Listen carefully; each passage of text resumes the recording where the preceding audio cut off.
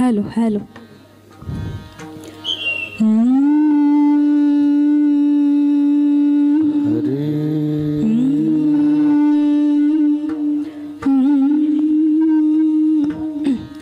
Hello hello hello hello hello hello hello hello hello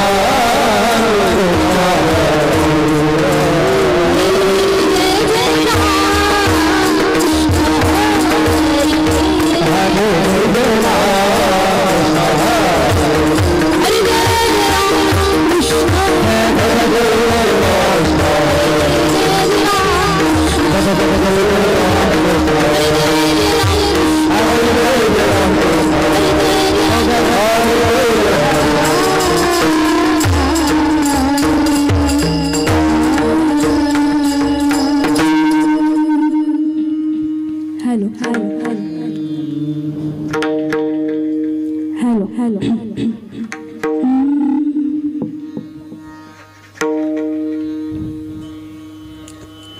रूप पाहता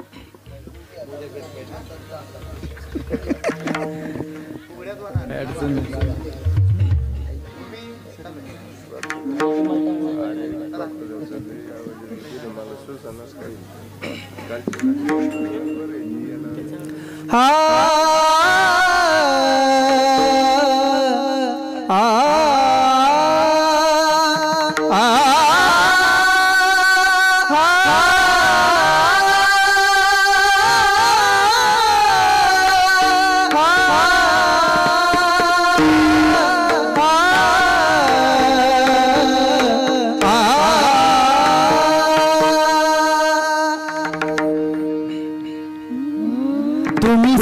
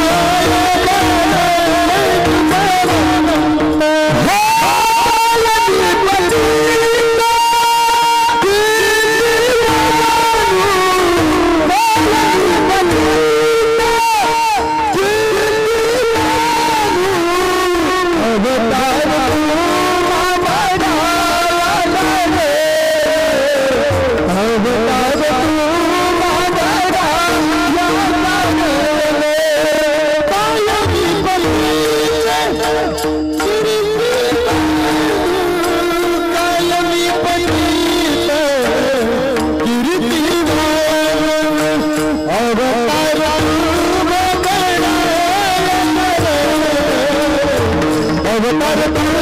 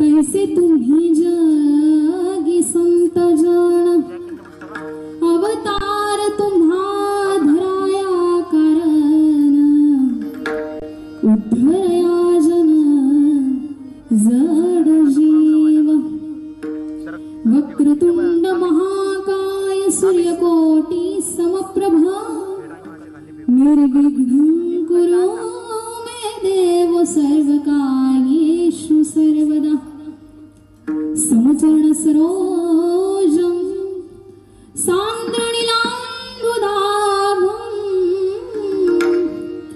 जगन्विहित पाणिं मण्डनं मण्डनां तरुण तुलसीमालां कन्धरं कञ्जनेत्रं सदैव धवलहासं विठ्ठलं चिंतयामि।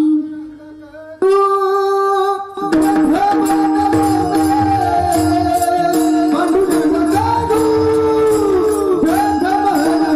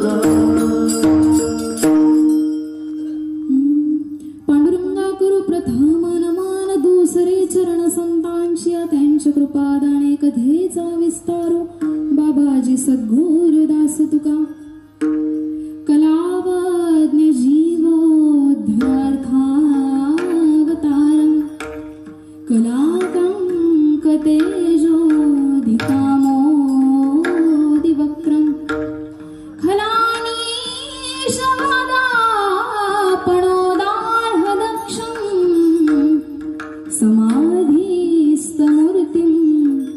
भजे ज्ञानदेवम्। ओम नमो ज्ञानेश्वराय।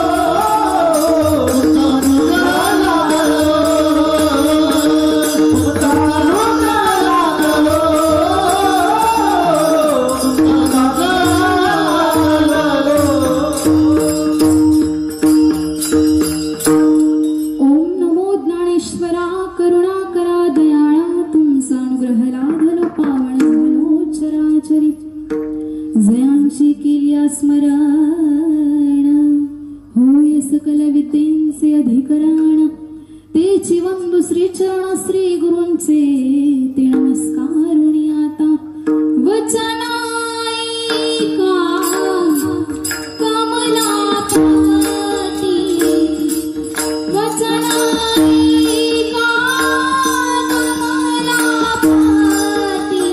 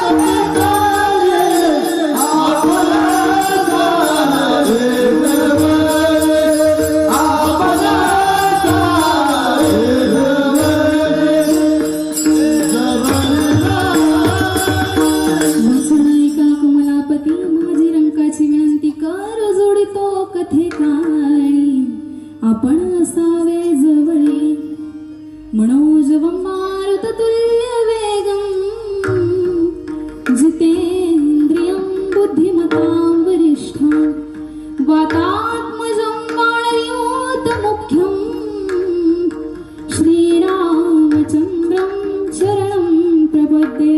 हे दुःख भंजन मारुति नंदन हे दुःख भंजन मारुति नंदन सुन लो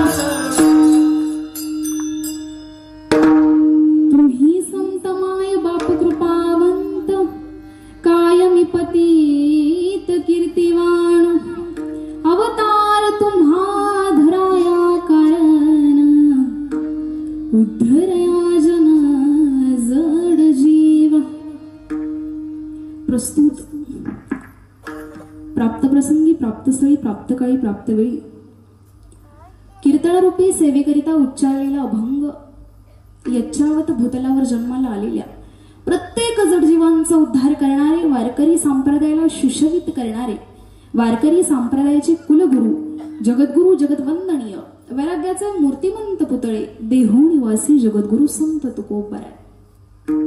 आणि या तुकोबरायांचा संतपर प्रकरणातील 4 चरणांचा उत्कृष्ट असा अभंग आज आपण सेवेकरता निवडलेला आहे.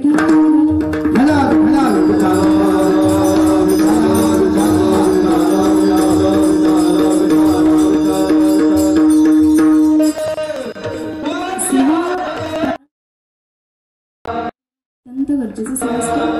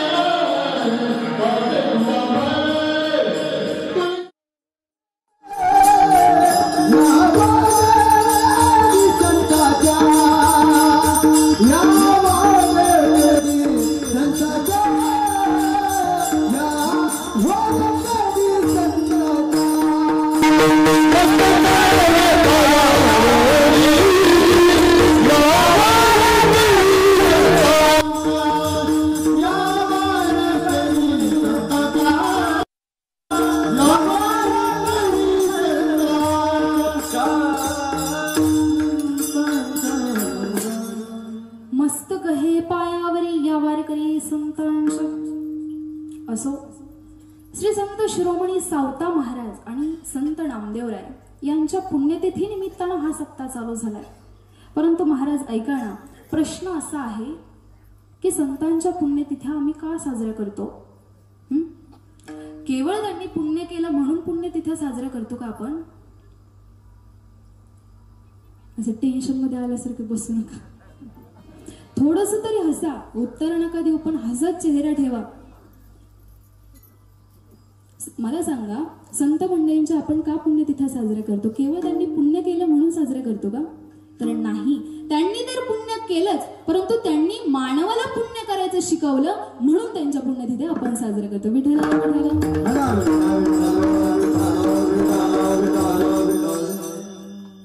मग महाराज, आमचं जर पाहायला गेलं, आम्ही समाजाचं जर पाहायला गेलो तर काही काही असे नमुने आहेत महाराज समाजामध्ये की जे मुलं बापाचा 10वा सुद्धा ब्राह्मणाला उक्ता देऊन टाकतात. काय करतात? तुम्हीच सगळं करा, आम्हाला यायला टाइम नाही, आम्ही बिझी लोक आहे. मग त्या ठिकाणी ब्राह्मणाने विचारावं, आम्ही सगळे विधी करतो, परंतु टक्कल कोणाचं करायचं? मग ह्याने सांगावं, ज्याचं कीर्तन आहे, ज्याचं प्रवचन आहे, त्याचंच करा. असं करून चालणार आहे का दादा? शास्त्राला जे मान्य आहे तेच विधी केले पाहिजेत. म्हणून खरं तर आपलं गाव भाविक आहे, वेगळं सांगायची गरजच नाही. आपलं गाव, मी अनेक गावं पाहिले, परंतु आपलं गाव भाविक आहे आणि एक उजवा हाताचं भाविक आहे. म्हणजे खऱ्या अर्थानं कोणीच काही कमी करत नाही. कुठलंही कार्य असो, मंदिराचं कार्य असो, दिंडीचं कार्य असो, वेगवेगळ्या प्रकारचं कार्य असो, कोणीच असा मागे हातच नाहीये कोणाचा. सतत पुढे, सतत पुढे. अशा प्रकारे नामदेवरायांच्या, सावताबाबांच्या पुण्यतिथी आपण साजरी करतोय. पण दुसरा प्रश्न असा आहे की या पुण्यतिथ्या कुठपर्यंत साजऱ्या करायच्या? प्रश्न आहे ना, कारण या सप्त्याचं वर्ष आपल्याला माहिती नाहीये. अनेक कालापासून सप्ताह चालू झालाय, परंतु हा सप्ताह कुठपर्यंत साजरा करायचा किंवा पुण्यतिथ्या कुठपर्यंत साजऱ्या करायच्या? मग फक्त आमची ही पिढी आहे, ही पिढी गेल्यानंतर हा नामसप्ताह थांबणार आहे का दादा? हा नाही. याला नावच दिलंय अखंड, जो कधीही खंड न पडणारा असा अखंड. मग कुठपर्यंत साजऱ्या करायच्या? तर मला असं वाटतं की जोपर्यंत चंद्र आणि सूर्य आहे ना, तोपर्यंत या संतांच्या पुण्यतिथ्या साजऱ्या होणार. पण या वाक्यामध्ये आपण जरा बदल करू. महाराज, जोपर्यंत या संत मंडळीच्या पुण्यतिथ्या साजऱ्या होणार तोपर्यंतच हे चंद्र आणि सूर्य असणार. विठ्ठला विठ्ठला.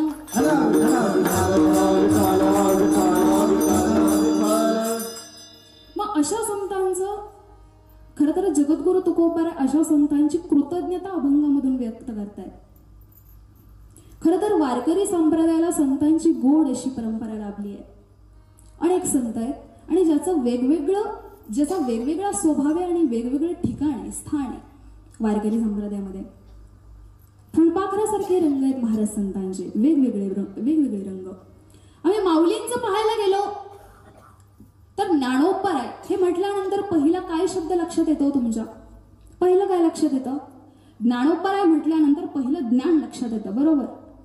तुकोपराय म्हटल्यानंतर वैराग्य. ज्ञानोपराय म्हटल्यानंतर पहिलं आमच्या डोक्यात काय येतं? ज्ञान. आणि त्या ज्ञानाचं महाराज अनेक संत मंडळींनी वेगवेगळा उल्लेख केलाय, कौतुक केलंय की ज्ञानोपरायांना किती ज्ञान आहे.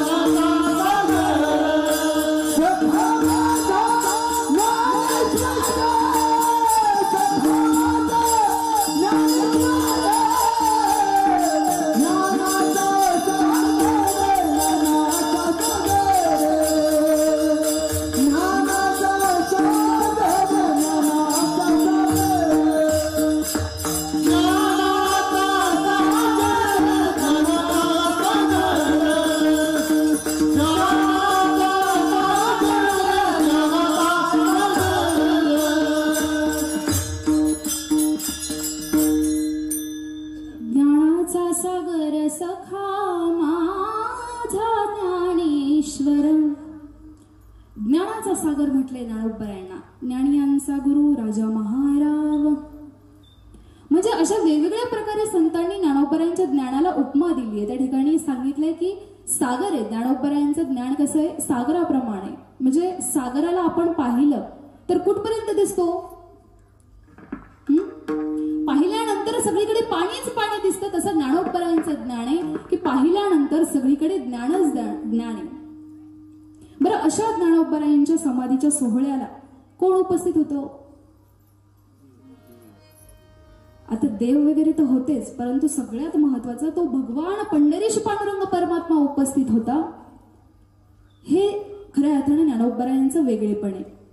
आपण असं म्हणणार आहे का उद्या की नाथबाबांच्या समाधीला भगवान परमात्मा होते? नाही. त्या ठिकाणी ते ज्ञानोबरायच आहेत. ज्ञानोबरायच योग्य आहेत. ज्ञानोबरायांच्या ठिकाणी ज्ञानोबरायच योग्य आहेत. बरं, चला तुकोबरायांचं पाहायला गेलो आम्ही तर अनुरेनिया थोकडा तुका आकाशा एवढा. सदेह वैकुंठ गमन म्हटल्यानंतर कोणाची आठवण येते आपल्याला? तुकोबरायांची. म्हणजे तुकोबरायांच्या ठिकाणी तुकोबरायच योग्य आहे. तुकोबरायांच्या ठिकाणी नाथबाबा आहेत का? आपण म्हणतो का नाथबाबांनी सदैव वैकुंठ गमन केलं? नाही. तसं ज्या ठिकाणी ज्ञानोबर आहे, ज्ञान म्हटलं का ज्ञानोबर आहे, वैराग्य म्हटलं की तुकोबर आहे, तसं भक्ती म्हटलं की नामदेव महाराज. आणि महाराज सावताबाबांचं सुद्धा या वारकरी संप्रदायामध्ये एक उच्च स्थान आहे, वेगळं स्थान आहे. त्यांचं सांगायचं झालं, त्यांचा अधिकार सांगायचं झालं तर ऐका. आताच आपण पंढरीचा निरोप घेऊन आलोय, बरोबर? छान वाटत होतं ना पंढरीमध्ये? 3-4 दिवस कसे गेले आम्हालाही कळलं नाही. कारण आपले खाली तर कीर्तन प्रवचन भजन चालूच होते, परंतु वरती कसं होतं, दुमदुमली पंढरी अशा प्रकारचं वरती चालू कीर्तन. मला वाटतं 2-2, 3-3 झालेत वरती कीर्तन, 3-3. मला दासोपंत स्वामीजींची दिंडी होती महाराज 189वी. आणि त्या ठिकाणी भजन सम्राट की ज्यांचे शिष्य आज उपस्थित आहेत देवीदास महाराज, भजन सम्राट आदरणीय वायकर सर यांचंही भजन त्या ठिकाणी झालं. चंदन कांबळेजींचंही भजन झालं. आणि रियालिटी शो मध्ये आता होता तो दादा, जगदीश दादा वाटतं, त्याचंही भजन झालं. म्हणजे इतकं गोड वातावरण त्या ठिकाणी झालं की काय सांगावं. म्हणजे यावंच वाटत नव्हतं. कधी काल्याचा दिवस उजेडला आणि कधी काल्याचं कीर्तन संपलं, कधी आपण आलो समजलंही नाही. मला वाटतं काय आषाढी एकादशीच्या दिवशीच आले ना? कोण कोण होते त्या? थांबायचं नव्हतं काय? मी सकाळी सांगितलं होतं तरी, परंतु असो, काहींना कामं असतील, मला शिव्या देतील. तर अशा प्रकारे सर्वांनी पंढरपूरमध्ये आनंद घेतला. त्या पंढरपूरच्या वारीमध्ये आनंद घेतला. आणि बऱ्याच जणांनी सांगितलं की या वर्षीची वारी अतिशय गोड, आनंदात आणि सुखमय झाली. कोणाची कटकट किरकिर काहीच नव्हतं. सांगायचं दादा मला हे की आज आषाढी कार्तिकी म्हटल्यानंतर लाखो वारकरी त्या ठिकाणी पंढरीला जातात. आणि वारकऱ्यांचा तो नियम आहे की आषाढी कार्तिकी पंढरीची वारी, पंढरीची वारी साधना निधारी.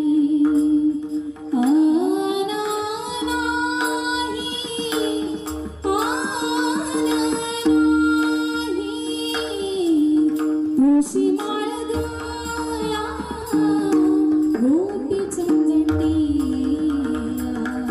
गोपी चंदटी.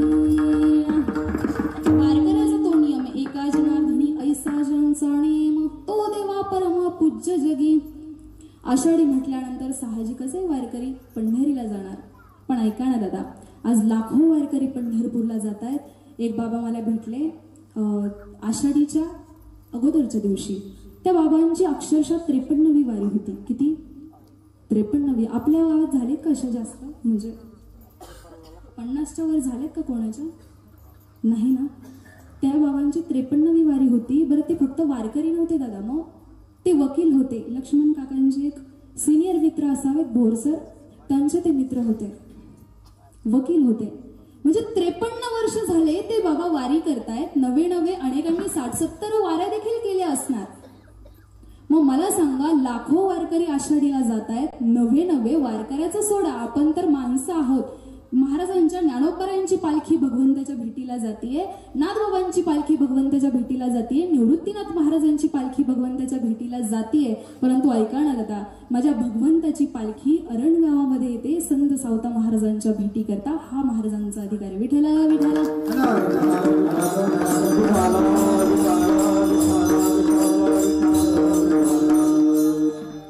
हा सावता बाबांचा अधिकार आहे. म्हणजे किती अधिकार संपन्न आहे सावता बाबा, आपण विचार करू शकतो. मग मला एवढंच सांगायचं की प्रत्येक संत आपापल्या ठिकाणी हा योग्य आहे. आणि जगद्गुरु तुकोबाराय कोण्या एका संतांचा उल्लेख न करता सगळ्या संतांना सांगतायत काय, तुम्ही संत माय बाप कृपावंत कायमी पतित कीर्तिवाण. कायमी पतित कीर्तिवाण. जगद्गुरु तुकोबाराय पतित आहेत का? जगद्गुरु तुकोबाराय पतित पावन आहेत. तुकोबारायांचा अधिकार जर आपण पाहायला गेलो तर तुकाराम तुकाराम नाम घेता का पेयम. मग प्रश्न असा आहे की तुकोबाराय असं का म्हटले कायमी पतित कीर्तिवाण? तुकोबाराय स्वतःही संत आहेत ना. बरं, अजून दुसऱ्या अभंगामध्ये तुकोबाराय म्हणतात की काय सांगू आता संतांशी उपकार, मज निरंतर जागविती, काय द्यावे त्यासी भावे उतराई, ठेवी तो हा पायी जीव थोडा. म्हणजे जर समाजानं विचार केला, जर अज्ञान माणसानं विचार केला या अभंगाचा, तर अज्ञान माणूस काय म्हणाल, नाही बाकीचे संत जरा चांगलेच दिसतात, तुकोबारायांमध्ये जरा काहीतरी फॉल्ट आहे. हा असं आहे का दादा? नाही. तुकोबारायांनी या समाजाला सांगण्याकरिता खऱ्या अर्थानं स्वतःची उणीव बाजू घेतली, कमी बाजू घेतली आहे. का तर या समाजाला सांगण्याकरिता. विठाला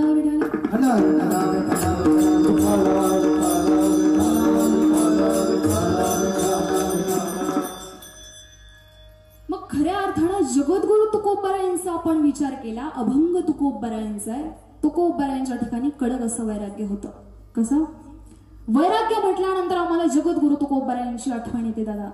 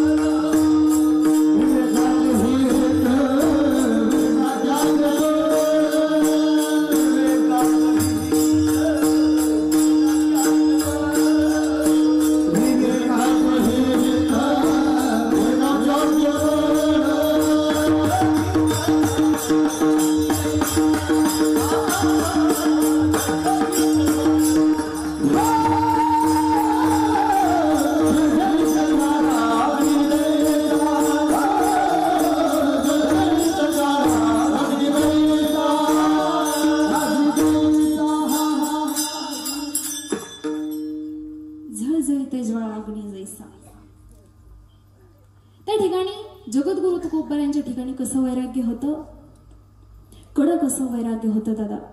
परंतु वैराग्याची व्याख्या काय? शास्त्रकारांनी वैराग्याची व्याख्या सांगितली, इहलोकापासून ब्रह्मलोकापर्यंतच्या भोगाच्या त्यागाच्या इच्छेला वैराग्य असं म्हटलेलं आहे. इहलोकापासून ब्रह्मलोकापर्यंतच्या भोगाच्या त्यागाला नाही म्हटले वैराग्य, मग त्यागाच्या इच्छेला वैराग्य असं म्हटलेलं आहे. आणि खरं तर आपण विचार केला तर आपल्या इतिहासामध्ये अनेक राजे होऊन गेलेत. अनेक राजे होऊन गेले. त्यामध्ये चंद्रगुप्त असेल, अकबर असेल, भोज राजा असेल, भरत राजा असेल, माहितीत ना. आता खरं तर ज्यांचं नाव माहिती त्यांचं नाही घेणार आहे मी. विठाला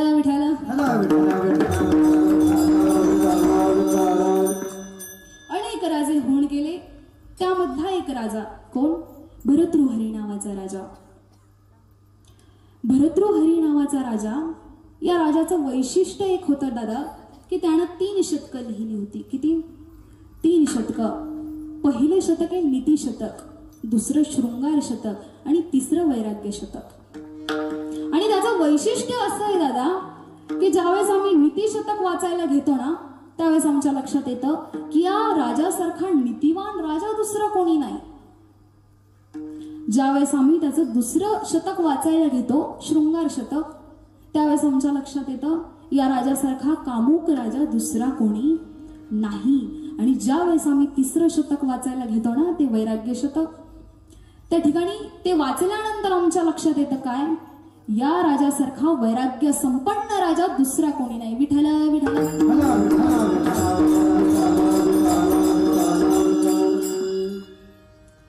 या राजाचा विचार केला, या राजाचा वैराग्याबद्दल विचार केला तर वैराग्याचं कारण एक छोटं ठरलं. तुम्ही जर ऐकलं तर ऐकाल तर आश्चर्यचकित कराल. ऐका. खरं तर हा राजा आणि या राजाची आनंदी प्रजा सुखाने नांदत होते, आनंदात जगत होते, राजाही आणि राजाची प्रजाही. त्या ठिकाणी त्या राज्यामध्ये एक महात्मा आलेत. महात्मा आल्याच्या नंतर महात्म्यानं प्रजेची भेट घेतली, प्रजेला भेटले. प्रजेला भेटल्यानंतर प्रजेला विचारलं, कसं काय राजा, कसं काय चाललंय तुमचं, व्यवस्थित आहे ना सगळं? प्रजेनं सांगितलं, आमच्या राजासारखा दुसरा राजाच नाही.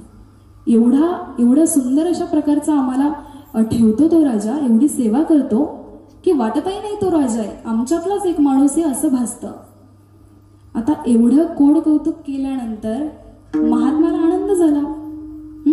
महात्म्याला आनंद झाला आणि त्या ठिकाणी महात्मा राजाला भेटायचं ठरवलं. महात्म्यानं, महात्मा आलाय राजाकडे. राजाकडे आल्यानंतर राजाला सांगितलं, आत्ताच कौतुक ऐकून आलंय तुमचं, सुंदर आहात, तुमचं सुंदर नियोजन आहे, सगळं नियोजनबद्ध आहे, त्या ठिकाणी सुंदर सेवा करताय तुम्ही प्रजेची आणि प्रजा आनंदी आहे तुमच्यावरती. राजानं सांगितलं, काय झालं, एवढं का कौतुक करताय तुम्ही? अहो ऐकलंय म्हणून सांगतोय. बरं मग काय नाही,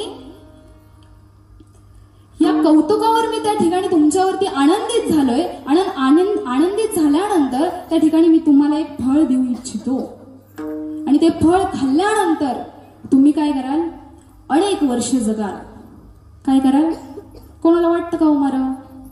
हो, कोणाला वाटतं मारावं? बरं, कोणाला वाटतं का लवकर जावं वाटत नाही, पण जावं ना. सकळ नाशिवंत देह, जावं वाटत नाही परंतु जावं लागणार आहे. परंतु या ठिकाणी तर कार्यक्रम आहे काय, तुम्ही अनेक वर्ष जगाल. काय खाल्ल्यानंतर? ते फळ खाल्ल्यानंतर. झालं की अरे आता लवकर सुट्टी नाही आपल्याला, मस्त जीवन जगायचं, राजाचं जीवन आहे, अतिशय आनंदात सुखात. त्यानं ते फळ घेतलं. महात्मा त्या ठिकाणी निघून गेले. बरं, महात्मा निघून गेल्याच्या नंतर राजानं त्या फळाकडे पाहिलं. बरं, ते फळ खायला दिलं होतं ना, कोणाला? राजाला खायला दिलं होतं. राजा फळाकडे पाहतोय आणि पाहिल्यानंतर राजानं विचार केला, अरे हे फळ मी खाण्यापेक्षा मी जिच्यावर प्रेम करतो ती माझी राणी, तिला जर मी हे फळ दिलं तर ती आनंदित होईल आणि ती त्या ठिकाणी अनेक वर्ष जगेल, बरोबर ना? राजा त्या ठिकाणी राणीच्या महालाकडे येतोय आणि राणीला सांगितलं, हे फळ घे, खा, त्या ठिकाणी तू अनंत काल जगशील, अनेक वर्ष जगशील. आता राणीनं ते फळ घेतलं, तिलाही आनंद वाटला. परंतु आता तिने विचार केला, आता वनात निघून गेल्याच्या नंतर तो काय फिरायला गेलता का? हा, परमार्थ करायला गेला होता ना, भगवंताचं भजन नामचिंतन करायला गेला होता ना, की विठ्ठल विठ्ठला विठ्ठल विठ्ठला विठ्ठल विठ्ठल विठ्ठल विठ्ठल विठ्ठल विठ्ठला विठ्ठल विठ्ठल विठ्ठल विठ्ठल विठ्ठल विठ्ठला विठ्ठल विठ्ठल विठ्ठल विठ्ठल विठ्ठल विठ्ठला विठ्ठल विठ्ठला विठ्ठल विठ्ठला विठ्ठल विठ्ठल विठ्ठल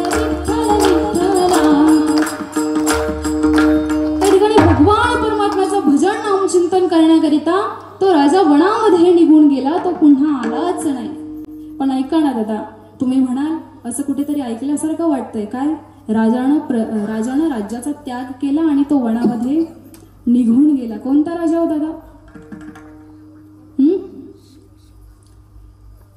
असा राजा की ज्या राजामुळं आपल्या देशाचं नाव भारत देश पड. दृष्टांत जड भरत राजा.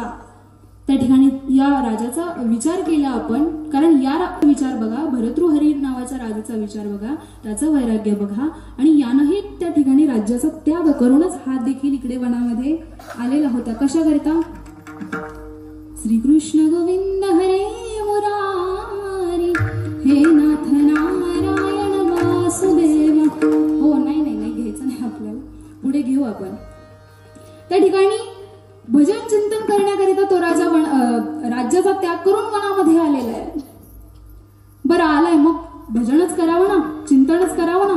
त्या ठिकाणी महाराज योगायोगानं हरिणीचा कळप आला पाणी पिण्याकरिता, आणि त्या ठिकाणी ती गर्भवती हरिणी तिने काय केलं, तिचा तो गर्भ जो होता तो पाण्यात पडला.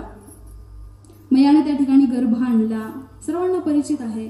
आणल्यानंतर त्या ठिकाणी त्याचं पालन पोषण करू लागला. हळूहळू इकडे भजनही त्याचं चालू होतं, परंतु ध्यानाला बसला, भजनाला बसला की हळूच डोळे उघडून बघायचा. काय?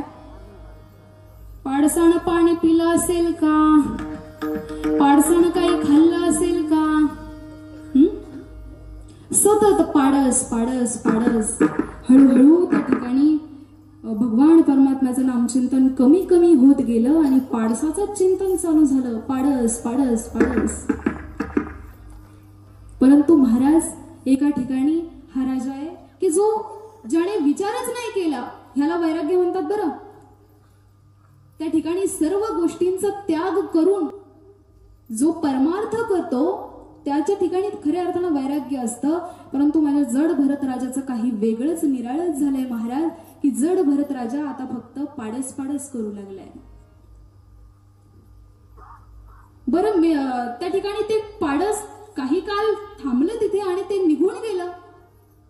मग तरी आपलं भजनामध्ये मन रमावं ना, कारण ते आता त्याचं खाणं पिणं पाहू शकतं ना.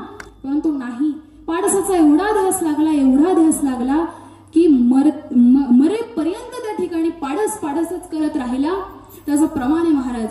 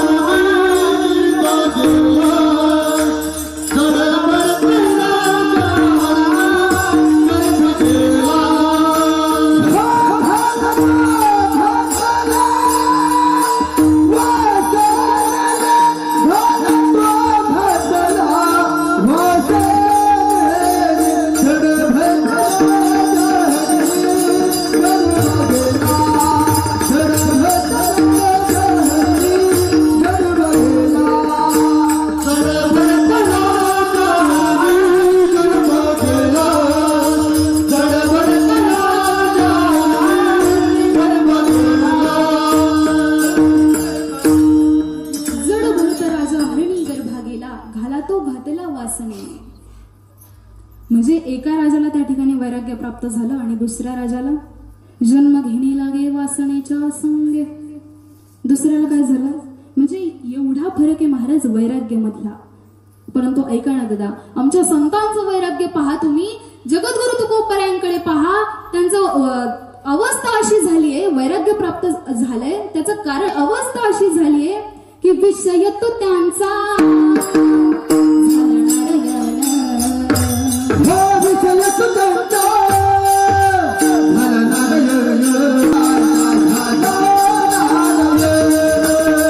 विषय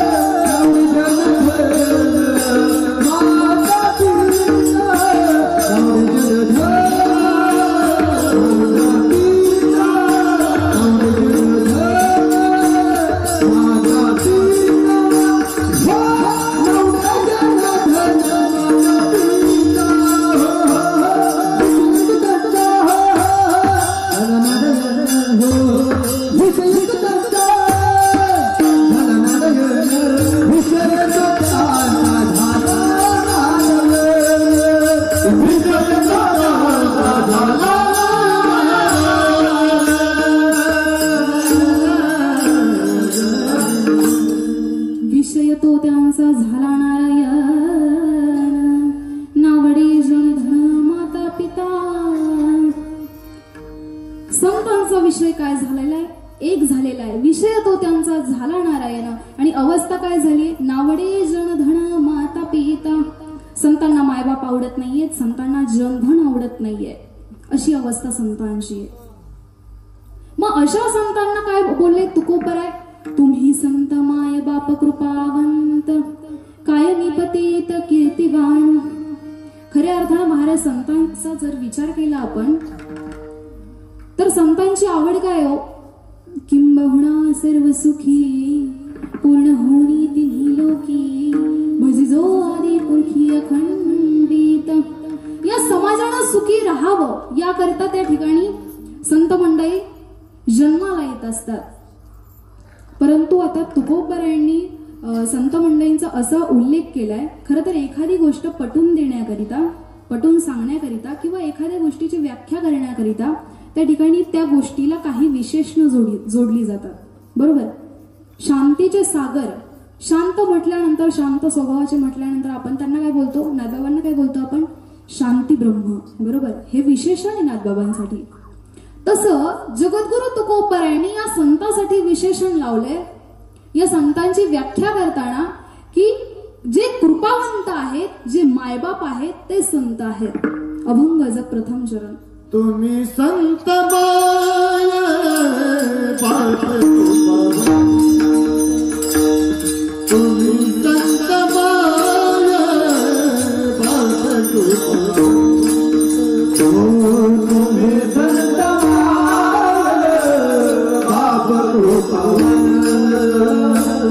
तुम्ही संत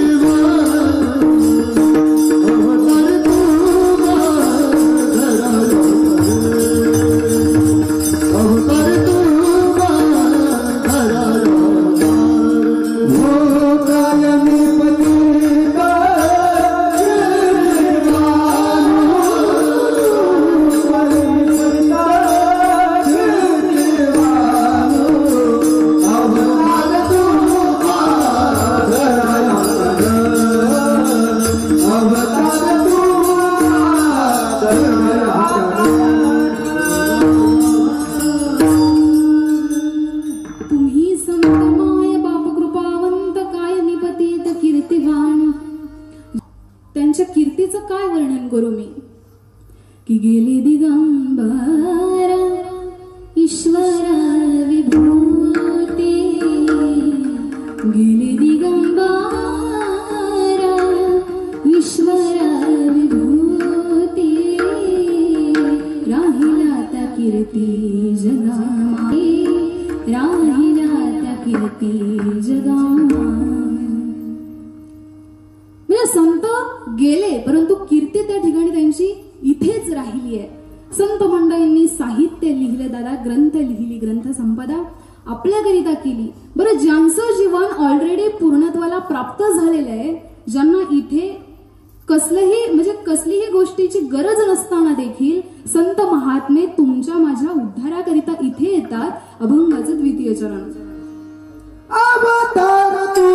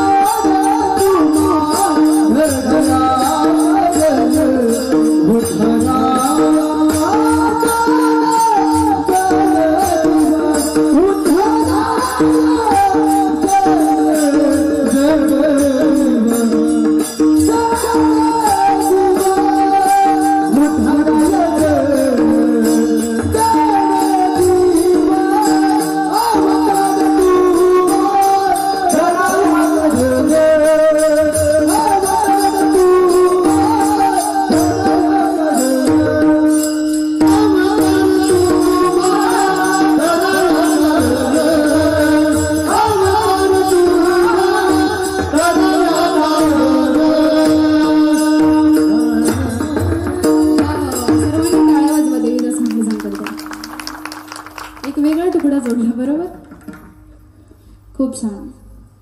अवतार तुम्हा धराया कारण उद्धरया जन जड जीवा. मग संत मंडळी या ठिकाणी या भूतलावरती अवतार घेतात ते कशा करिता? उद्धरया जन जड जीवा. तुमचा माझ्या उद्धाराकरिता संत महात्मा या ठिकाणी जन्माला येतात ना. त्यांना काही गरज आहे का हो अर्भकाचे साठी? पण माझ्या उद्धाराकरिता या ठिकाणी संत मंडळी येतात. बरं मग या संत मंडळी तुम्ही साधी समजली का? म्हणजे फक्त संत मंडळी येतात त्या ठिकाणी ग्रंथ संपदा करतात नाही. तर या संत मंडळीचा अधिकार एवढा आहे दादा की या संत मंडळींच्या घरी स्वतः भगवंताने कामं केली. उच्च नीच काही नेने भगवंत तिष्ठे भाव भक्ती देखोनिया. मला वाटतं काकड्यामधला हा भंग पूर्ण तेच सांगतो. काय भगवान परमात्म्यानं संतांच्या घरी भक्ताच्या घरी त्या ठिकाणी स्वतः येऊन कामं केली. एवढा अधिकार आहे दादा संतांचा. किंवा कबीराचे शेले विनिले गोरोबाचे मडके घडिले. कबीराचे शेले विनिले गोरोबाचे मडके घडिले. गाते मी अभंग गाते मी अभंग गाते मी गाते मी अभंग. भाग्यवंता घरी पांडुरंग पुण्यवंता घरी पांडुरंग. पोहे सुदाम्याचे आवडीने खातो. द्रौपदीची वस्त्रे हरी पुरवितो. मृदंग वाजतो मृदंग वाजतो मृदंग मृदंग. भगवंता घरी पांडुरंग पुण्यवंता घरी पांडुरंग. संत सावत्याची खोडोलाय भाजी. संत सावत्याची खोडोलाय भाजी. जाणूनी प्रसंग येई भक्त संग. जाणूनी प्रसंग येई भक्त संग. भाग्यवंता घरी पांडुरंग पुण्यवंता घरी पांडुरंग. या ठिकाणी संत मंडळींचा एवढा अधिकार आहे दादा. मग प्रश्न असा पडतो की नामदेवराय काय म्हणतात? एका अभंगामध्ये नामदेवराय म्हणतात की जन्मोजन्मी बहु पुण्य केले. जन्मोजन्मी जन्मोजन्मी हो जन्मोजन्मी आम्ही बहु पुण्य केले तेव्हा या विठ्ठली कृपा केली. मग मला एक सांगा, प्रश्न असा आहे, पडतो ना तुम्हाला प्रश्न की का अवतार घेतला? जगाच्या कल्याणा संतांच्या विभूती. जगाच्या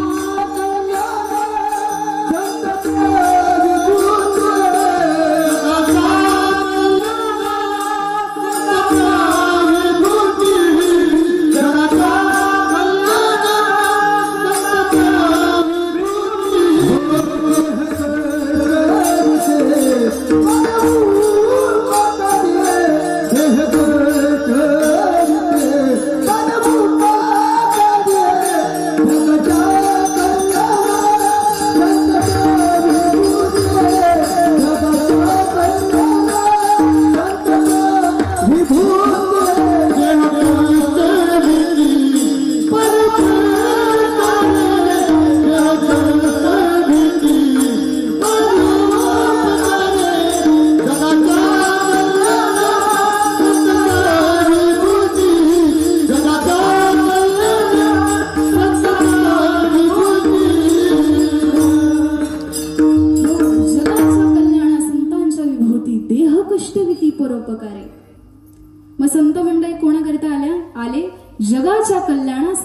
विभूती.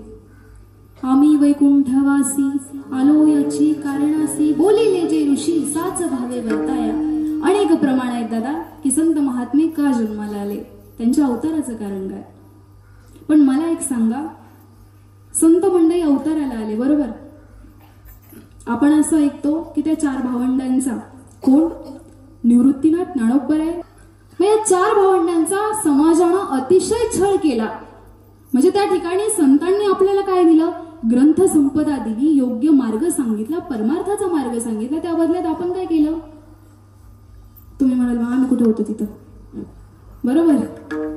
हा, त्या काळात काय आम्ही होतो का. परंतु नीट लक्ष देऊन ऐका दादा, की एक समाजाचा प्रतिनिधी म्हणून आपण ज्यावेळेस संतांसमोर जातो ना, त्यावेळेस खऱ्या अर्थानं संतांची आपण माफी मागितली पाहिजे, नतमस्तक झालो पाहिजे. का, कारण आम्हाला माफ करा, कारण त्या ठिकाणी आमच्याकडून तुमचा खूप प्रकारे छळ झालेला आहे. करा क्षमा अपराध महाराज तुम्ही सुद्धा. ही भावना आपली असली पाहिजे. असं नसलं पाहिजे की आम्ही कुठे होतो तिथं. मनामध्ये म्हणजे विचारामध्ये परिवर्तन करा, बरोबर. एक चांगला माणूस बनण्याचा प्रयत्न करा. इंग्लिशमध्ये असं म्हटलं जातं, विठला विठला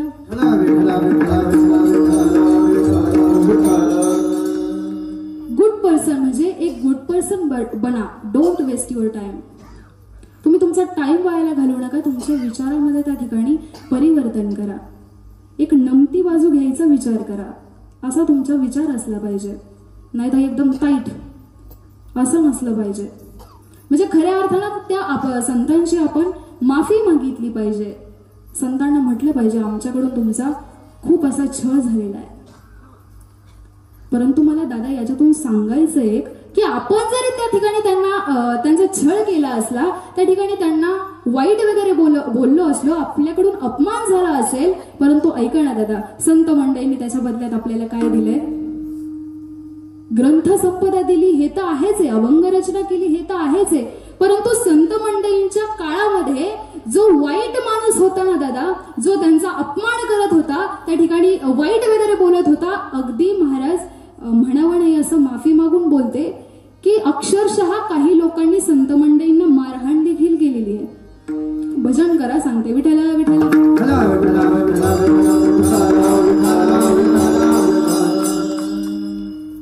ज्ञानोबरांचाच दृष्टांत घेऊ आपण. खरं तर कीर्तनाला हा अभंग घ्यायचा नव्हता मला. माझ्या अत्यंत जवळचा अभंग योगी पावण म्हणायचा, परंतु तो उपदेशपर अभंग आहे म्हणून तो नाही घेतला, संत प्रकरणातील निवडला. ज्ञानोबरांचा दृष्टांत आपण पाहूया. विसोबा खेचर ओळखताव का याला, ओळखता याला, ओळखता, कुठे भेट झाली. विसोबा खेचर यांचा दृष्टांत आपण पाहणार आहोत. त्या ठिकाणी ज्ञानोबा आहे, निवृत्तीनाथ महाराज, सोपान काका आणि मुक्ताई. सगळ्या गोष्टी झाल्यानंतर की रेड्यामुखी वेद बोलिला, गर्वद्विजांचा हरविला, चालविली जड भिंती, हरली चांगल्याची भ्रांती. या ठिकाणी हे सगळे क्रिया करून झाल्या आणि ज्ञानोबरांसोबत 4ही भावंड अलंकापुरीला पुन्हा वापस गेले आणि त्या ठिकाणी सुखामध्ये आनंदामध्ये जगू लागली. आता त्या ठिकाणी ज्ञानोबरांना, निवृत्तीनाथ महाराजांना, सोपान काकांना आणि मुक्ताईला लोक मानू लागली. आणि मानणारच ना, तो किती निर्बुद्ध रेडा आहे, रोडने चालत लवकर बाजूला सुद्धा होत नाही, एवढा निर्बुद्ध रेडा. म्हणजे ज्ञानोबरांनी आपल्या सामर्थ्य त्या ठिकाणी लोकांना दाखवून दिलं, म्हणून लोक त्या ठिकाणी ज्ञानोबरांच्या बरोबर 4ही भावंडांना काय समजू लागले, देव समजू लागले. परंतु ऐका ना दादा, एक असा होता प्रतिनिधी, कोण, विसोबा खेचर.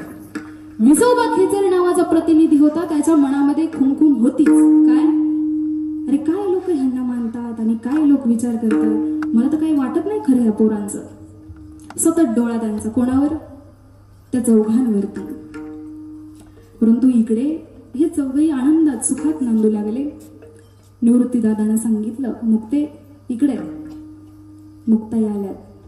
निवृत्ती दादाने सांगितलं, का ग मुक्ते, तुला त्या ठिकाणी मांडे करता येतात का ग मांडे. मुक्ताईने सांगितलं, दादा आईला मी एकदा करताना पाहिलं होतं बाबा, परंतु मला काही रेसिपी माहिती नाही आणि तेव्हाच्या काळात मोबाईलही नव्हते. मुक्ताईनं सांगितलं आईनं केलं होतं त्यावेळेस मी पाहिलं होतं फक्त, बाकी मला माहिती नाही जास्त. अगं आपल्याला करायचे होते ते आज. चालेल ना दादा, फक्त तू मला फक्त तुझी कृपादृष्टी पाहिजे, बाकी मी सगळं हँडल करते स्वयंपाक. निवृत्ती दादानं सांगितलं नक्की मुक्ते? हो दादा करते मी. मुक्ताईने ठरवलं मांड्याचा स्वयंपाक करायचा. त्या ठिकाणी मुक्ताई बाहेर पडल्यात कुटीच्या झोपडीच्या. काय करण्याकरता? परळ आणण्याकरता. कुंभाराकडे जायचं आणि त्या ठिकाणी परळ घेऊन यायची. मुक्ताई निघालेल्या आहेत, मुक्ताई चाललेल्या आहेत आणि त्या ठिकाणी हा आलाय पाठीमागून. कोण? विसोबा सावकार. हो, सावकारकी होती त्यांची. त्या ठिकाणी हे पाठोपाठ आले आणि पकडलंय रस्त्यामध्ये.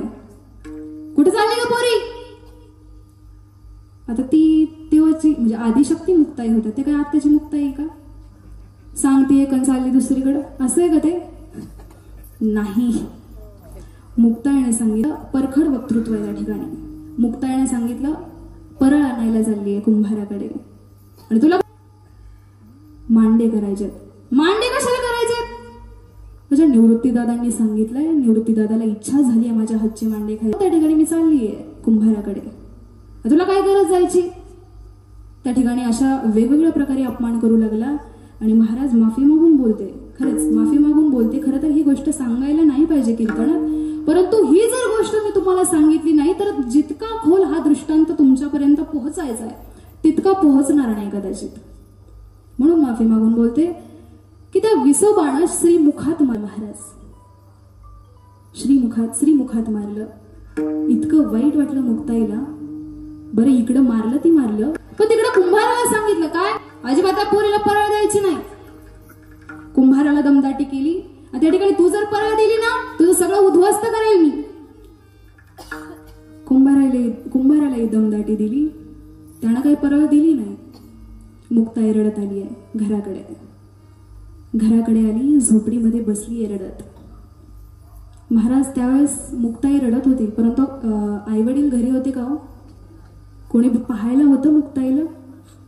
कारण आई वडील घरी असताना एक वेगळी परिस्थिती असते.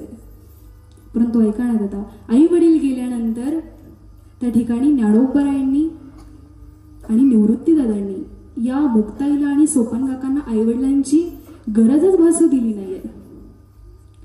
तिघही भावंड काहीतरी कामात व्यस्त होते. मुक्ताई रडत होती. मुक्ताई ढसढस रडू लागली. खूप वाईट वाटतंय. ज्ञानोबरायांनी हळूच पाहिलं. ज्ञानोबरायांनी पाहिल्याच्या नंतर त्या ठिकाणी मुक्ताईकडे आले. मुक्ताईकडे आल्याच्या नंतर मुक्ताईला सांगितलं काय झालं मुक्ते? मुक्ताईने घडलेला वृत्तांत सांगितलं. अरे दादा मी गेले होते परळ आणायला, मग त्या ठिकाणी तो विसोबा सावकार भेटला मला. मग काय झालं मुक्ते? अरे दादा तो भेटला मला, त्याने माझा अपमान केला आणि माझ्या मुखात मारलं आणि रडू लागली.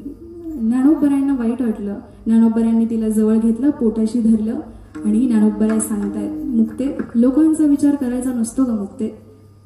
त्यांच्याकडून काहीच अपेक्षा करायची नसती मुक्ते. आपण संत आहोत, आपण मानव नाहीत, समाज नाही, आपण माणूस नाहीयेत, एक संत आहोत आणि आपली जबाबदारी वेगळी मुक्ते. आता सांगायचं एवढं की ताटीच्या अभंगामध्ये, ताटीचे जे 11 अभंग आहेत त्याच्यामध्ये कोण कोणाला उपदेश करतंय?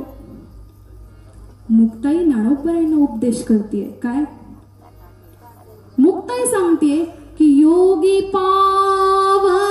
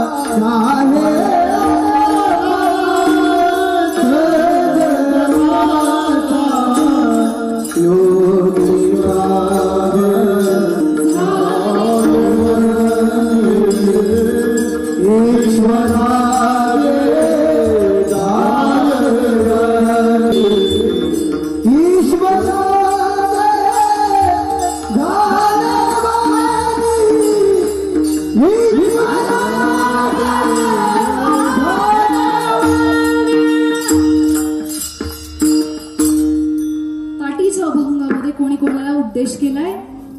त्या ठिकाणी मुक्ताईनं ज्ञानोबरायांना उपदेश केलाय की योगी पावन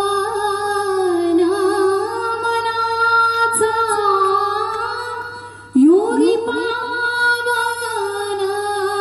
मनाचा, साही अपराध जनाचा, विश्वरागे झाले वन्ही, संती सुखे व्हावे पाणी. वन्ही याचा अर्थ असा होतो आग. समाजानं जर आग झालं ना तर आपण काय व्हायचं? पाणी. खरं काय चिचोंडीकर? पाणी व्हायचं आपण. तो अधिकार महाराज संतांचा आहे, आपला नाहीये. कारण जर आपले भांडणं झाले किंवा जर आपल्याला समोरच्यानं काही बोललं तर तुम्ही पाणी होता का? नाही ना. तो संतांचा अधिकार आहे. मुक्ताई सांगते ज्ञानोबरायांना काय? जर दादा लोकांचं मनावर घ्यायचं नाही दादा, ताटी उघड, असं वेगवेगळ्या प्रकारे मुक्ताईनं सांगितलेलं आहे ज्ञानोबरायांना. पण आता इथं मुक्ताई रडती. ज्ञानोबराय समजावतात मुक्ताईला काय? अगं मुक्ते, लोकांचं मनावर घ्यायचं नसतं का मुक्ते? नको रडूस, सोडून दे तो विषय. कशाला मनाला धरलायस? जाऊ दे, तो त्याला जे बोलायचं ते बोलू दे. आपल्याला काय? आता एखाद्या लहान बाळाच्या गालावरती, गोऱ्या गोऱ्या गालावरती जर चापट मारली आणि ते तळतळत तळतळत पळत आलं तर आपण त्याला पाहिल्यानंतर काय वाटतं आपल्याला? जाण मारलं त्याला आपल्याला धरावं वाटतं, बरोबर? इथं मुक्ताई ज्ञानोबरायांना सांगतीये, पण ज्ञानोबरायांना तीळ मात्र वाटलं नाही. त्या विसोबाला जावं आणि पकडावं, तीळ मात्र वाटलं नाहीये. ज्ञानोबरायांनी सांगितलं, मुक्ते दे विषय सोडून, कशाला मनाला घेतेस? मुक्ताईनं सांगितलं, दादा त्यानं मला मारलं, त्याने माझा अपमान केला, याच्यासाठी नाही रडते रे मी दादा. मग काय झालं मुक्ते? अरे संत महात्म्यानं माझ्याकडे इच्छा केली होती. काय? संत महात्मे सहजासहजी कोणाकडे काही मागत नाही. देवाकडे सुद्धा मागितलं नाहीये पटकन संत महात्म्यांनी. देवाला सांगावं लागलं, अरे मागा माझ्याकडे काहीतरी, तेव्हा संतांनी मागितलंय, बरोबर? मुक्ताई सांगतेय की संतांनी कधी जाणवत माझ्याकडे काहीतरी मागितलंय. काय मागितलं? मांडे करायची इच्छा, मांडे खायची इच्छा त्या ठिकाणी व्यक्त केली आणि माझ्याच्यानं तीही होऊ नये दादा. हा, म्हणजे त्या ठिकाणी मारल्याचं दुःख नाहीये, अपमान केल्याचं दुःख नाहीये, दुःख याचं आहे रडते याच्याकरिता कदानं केलेली इच्छा ती दादानं केलेली नव्हती, ती एका संत महात्म्यानं केलेली इच्छा होती, ती माझ्याच्यानं पूर्ण होणार नाही ना म्हणून रडतीये दादा. आणि दादा आज नाही रडणार मी, जन्मोजन्मी पूर्ण आयुष्यभर रडणार आहे दादा. ज्ञानोबरायांना हे ऐकून ज्ञानोबरायांच्या डोळ्यात पाणी झालं दादा. म्हणजे एवढा भाव त्या मुक्ताईचा होता, आदिशक्ती होता त्या. हा भाव पाहिला आणि पाहिल्याच्या नंतर ज्ञानोबरायांना वाईट वाटलं. ज्ञानोबरायांनी सांगितलं, मुक्ते काहीच टेन्शन घेऊ नकोस तू, आपण बरोबर व्यवस्था करू. काय करायचं दादा? कणिक तमाळायला घेणं. आता असं म्हटल्याच्या नंतर मुक्ताईनं त्या ठिकाणी हळूहळू कामाला सुरुवात केलेली आहे. ज्ञानोबराय रंगत आले. दादा हे काय नवीन? अगं मुक्ते थांब, थोडी सहनशक्ती ठेव, तू कर ना तुझं काम. मुक्ताई पुन्हा काम करते, पुन्हा स्वयंपाकाला लागलीये. हळूहळू ज्ञानोबा माऊलींची पाठ महाराज लालबुंद झालेली आहे. जसा विस्तव असतो ना लाल झालेला, अगदी त्याचप्रमाणे ज्ञानोबरायांची पाठ देखील लालबुंद झालेली आहे. ज्ञानोबरायांनी सांगावं, मुक्ते हळूहळू मांडे कर आणि त्या ठिकाणी माझ्या पाठीवरती त्या ठिकाणी भाजव. आता असं म्हटल्याच्या नंतर मुक्ताईने हळूहळू पाठोपाठ त्या ठिकाणी मांडे बनवलेले आहेत आणि ज्ञानोबरायांच्या पाठीवरती भाजलेले आहेत. आणि त्याप्रमाणे मुक्ताईने हळूहळू बाकीचा देखील स्वयंपाक केलेला आहे. आता काय केलं ते मला नका विचारून, मी नव्हते गेले पाहायला तिथे. विठाला विठाला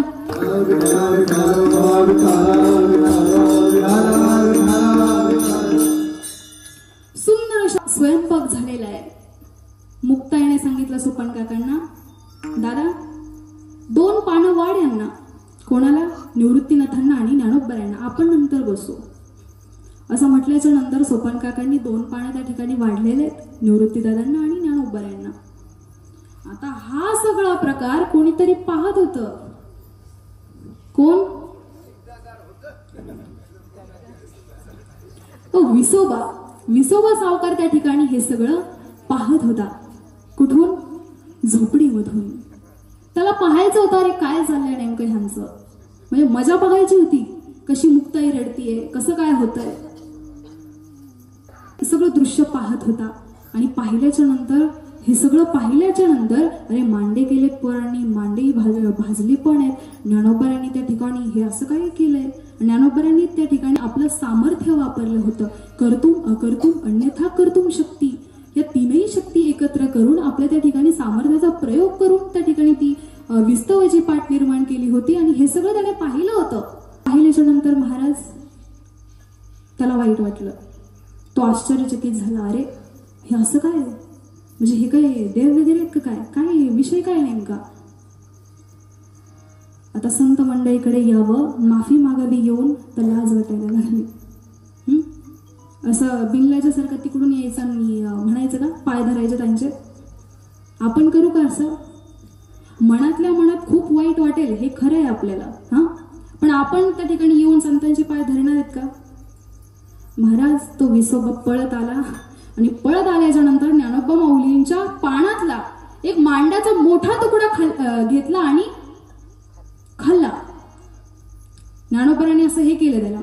त्या ठिकाणी ज्ञानोबराय बोलले की इकडे काय करतोस तू, परंतु तोपर्यंत त्याने तो तुकडा खाल्ला. महाराज त्याचं वर्णन असं आलंय की त्या ज्यावेळेस त्या विसोबाने तो तुकडा खाल्ला त्यावेळेस त्याचं जे सावकारकीचा दोष होता, त्याचा जो मुक्ताईच्या मुखात मारलेला दोष होता, जो अपमान केलेला दोष होता ना, तो जळून नष्ट झाला. विठाला विठाला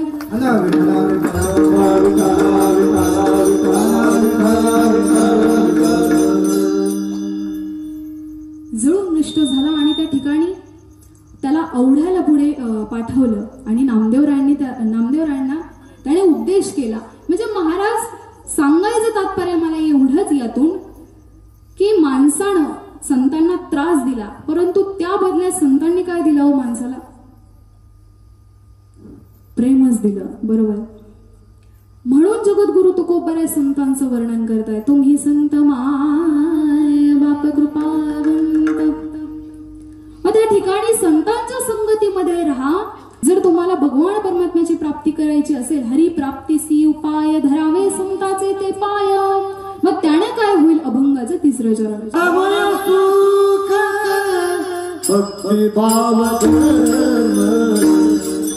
वाढवय सुख, भक्ती भाव वाढवय सुख, भक्ती भाव वाढवय सुख, भक्ती भाव वाढा सुख, भक्ती भाव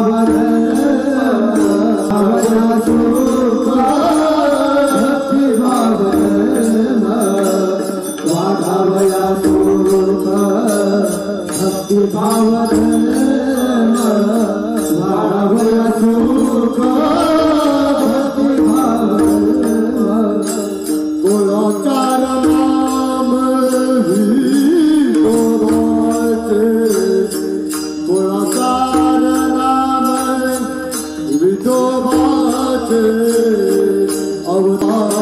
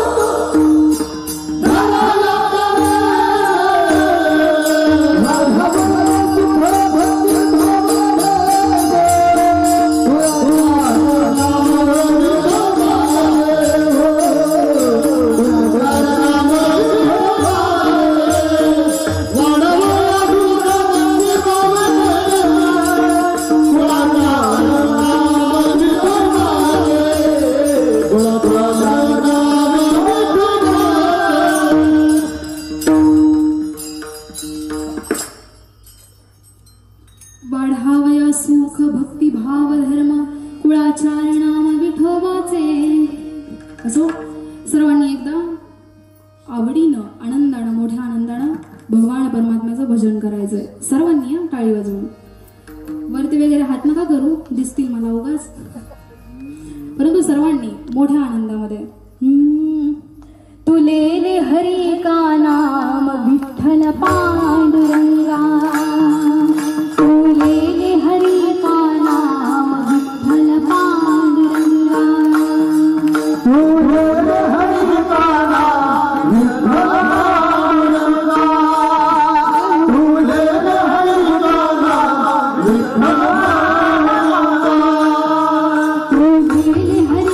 नाम विठ्ठल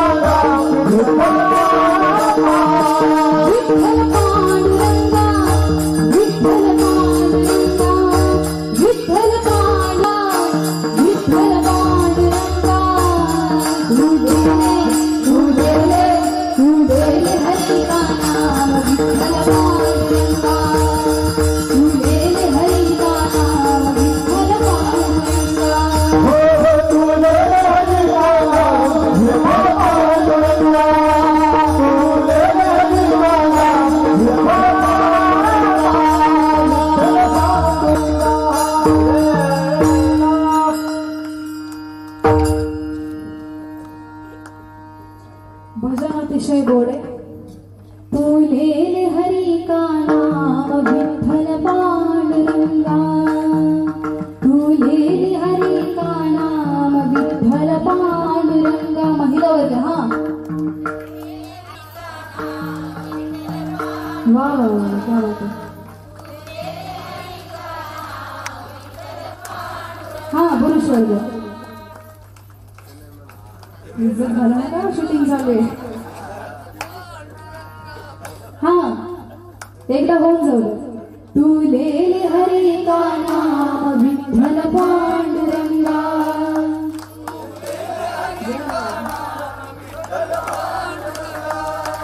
विठ्ठल पांडुरंगा, विठ्ठल पांडुरंगा, विठ्ठल.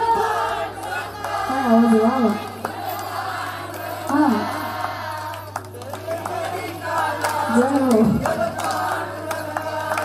वा वा काय तो हो. पुन्हा एकदा सर्वांनी प्रेमानं भजन करा, हात वरती करा. रोबार खुमाई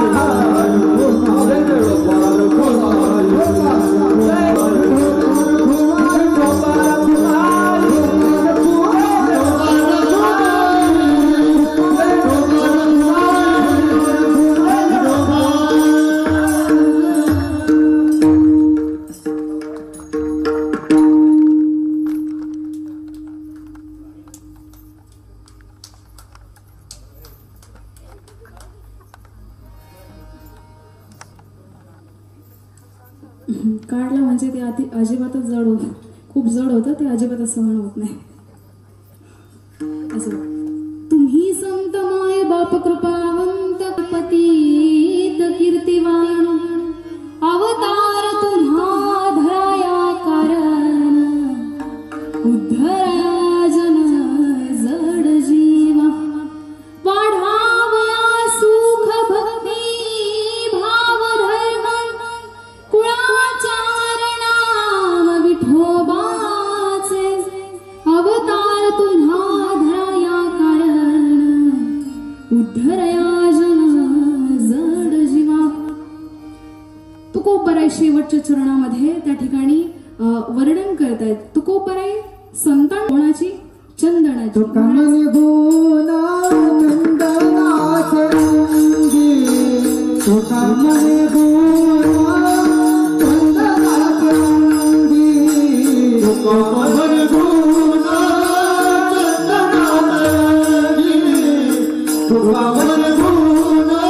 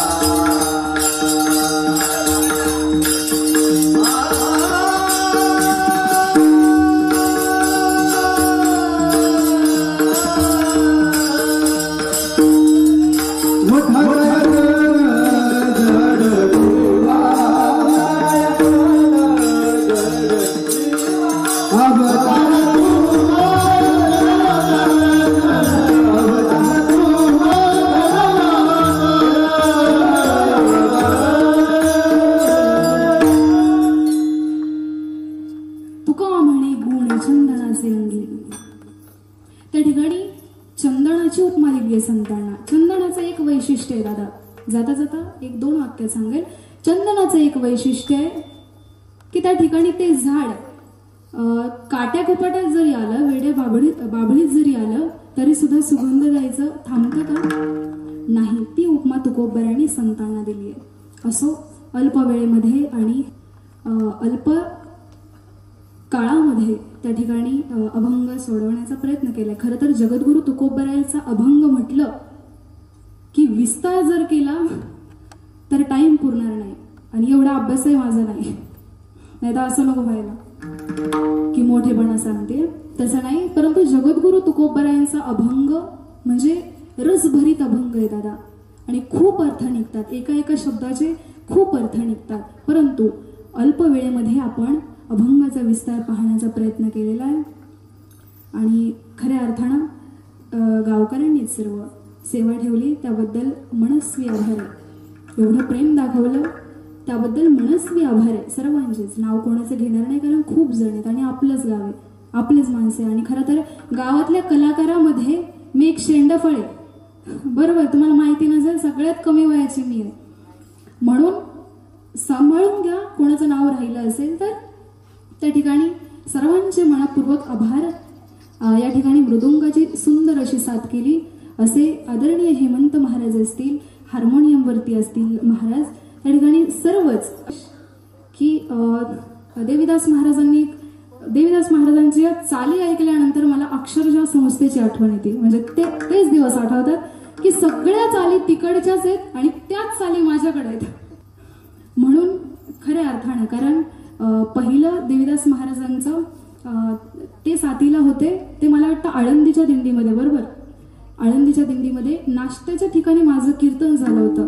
आणि आमच्या महाराजांची, रवी महाराजांची दिंडी म्हटल्यानंतर कुठलीही दिंडी, पैठणची असो आळंदीची असो, दिंडीमध्ये 3 कीर्तनं होतात. एकदा नाश्त्याच्या वेळेस, जेवणाच्या वेळेस दुपारी आणि रात्री सुद्धा. म्हणजे वारकरीच कीर्तनकारच एवढे तयार झाले की नंबर लावावे लागतात मुलांचे. त्या ठिकाणी झालं होतं. आणि त्या ठिकाणी महाराजांनी हार्मोनियमची साथ केली होती, कारण गायनाला भरपूर मंडळी होती. मला वाटतं विष्णू सुरे होता, अभिमस्के होता, बरेच मंडळी होते. म्हणून महाराजांनी हार्मोनियमची साथ केली होती. तर असा जुना परिचय. आणि विशेष सांगायचं झालं तर कड्याला सुद्धा बाबांचं रामायण होतं. त्यावेळेस मी खूप नवीन होते, मला काहीच यायचं नाही अजिबात, आणि बाबा तर मलाच घेऊन जायचे तिकडे.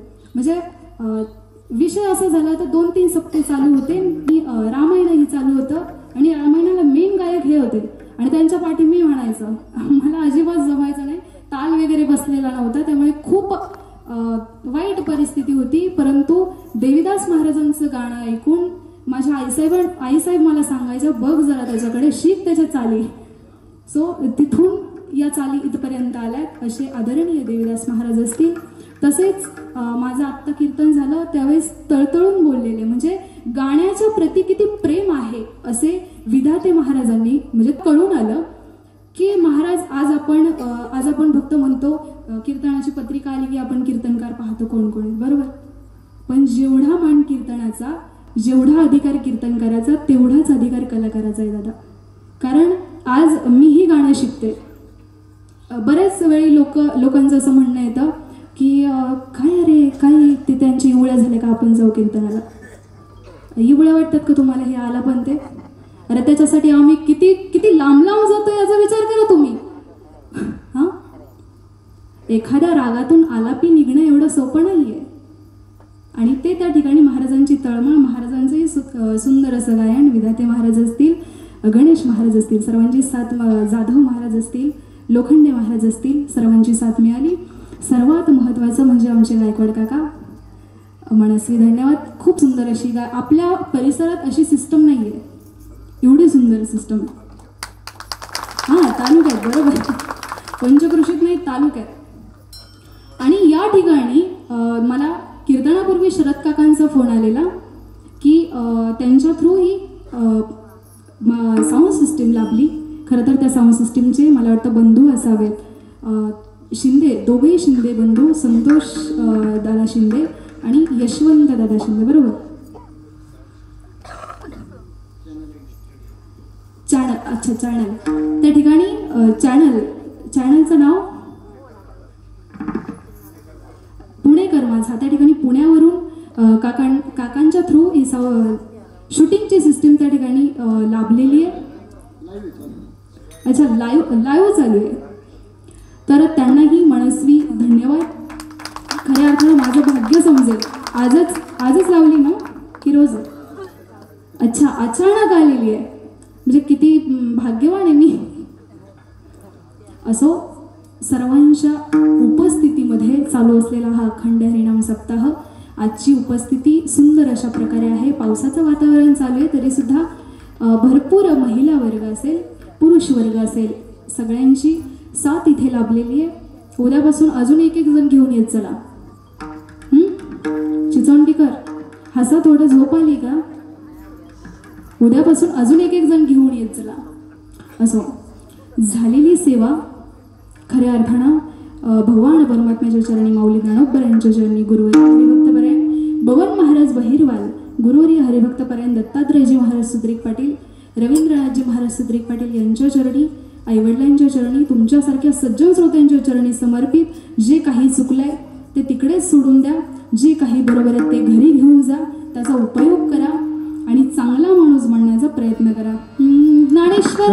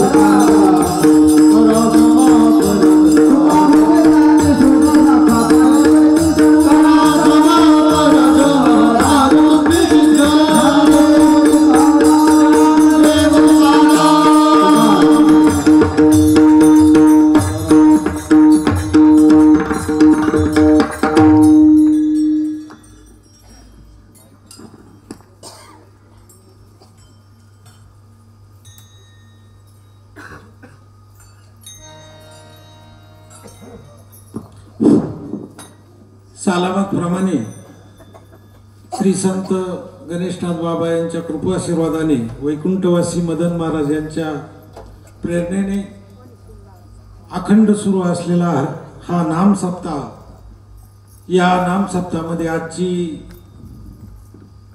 कीर्तनरूपी सेवा आपल्याच गावच्या असणाऱ्या वैष्णवीताई फिसके यांनी या ठिकाणी अतिशय उत्कृष्टपणे या ठिकाणी आपल्याला मार्गदर्शन केलेलं आहे. या ठिकाणी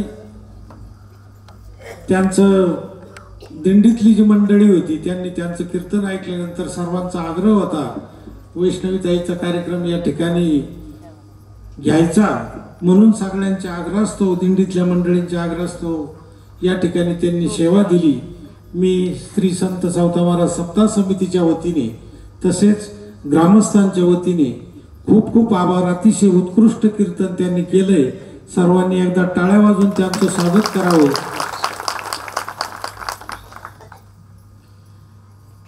या ठिकाणी आज नित्याचे कार्यक्रम सर्व झाले.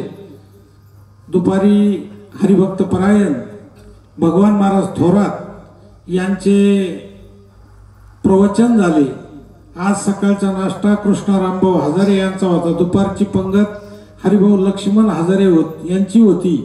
सायंकाळची पंगत महादेव सुभाष बनकर यांची होती. आजचा जागर आहे गणेश भजनी मंडळ. उद्या पाटे काकडा होईल, विष्णू सहस्रनाम होईल, गाथा भजन होईल, श्री संत सावता महाराज चरित्र ग्रंथाचे वाचन होईल. उद्या प्रवचन सोनाली ताई विनोद बोरुडे सारोळाबद्दी यांचे दुपारी प्रवचन होईल. त्यानंतर हरिपाठ होईल आणि उद्या संध्याकाळी आपल्या गावचे स्नेही असणारे लाडके महाराज कीर्तन केसरी गायनाचार्य सुनील महाराज जांभरे यांचे उद्या जाहीर हरिकीर्तन होणार आहे. उद्या सकाळचा नाश्ता आनंदा दगडू बेलेकर यांचा होईल. दुपारची पंगत बाबासाहेब आसाराम खराडे यांची होईल. सायंकाळची पंगत रमेश विधाते यांची होईल. जागर या ठिकाणी दत्त भजनी मंडळ यांचा होईल. आताच ज्यांनी या ठिकाणी अचानकपणे आपल्याला भेट देऊन पुणेकर माझा या चॅनलवाल्यांनी आपल्याला जे सहकार्य केलं, त्यांनी अचानक फोन केला आणि या ठिकाणी ते आले. आपले सर्व आत्ता कीर्तन आम्ही पाठीमागे लाईव्हच ऐकत होतो याच्या यूट्यूबवर.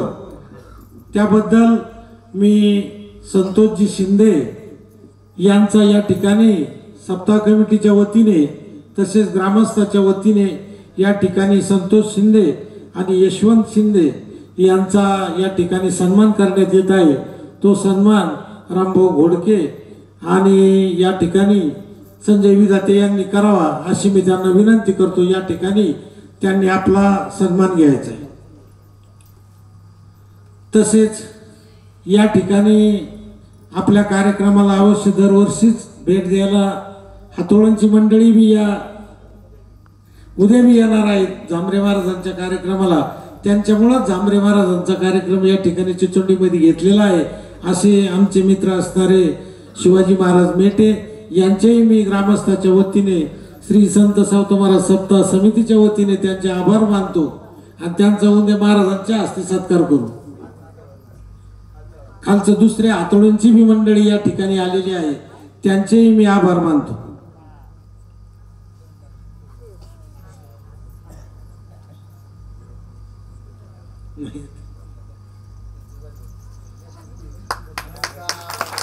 हरि विठ्ठल श्री ज्ञानदेव तुकाराम पंढरीनाथ भगवान की जय। श्री संत सावता महाराज की जय।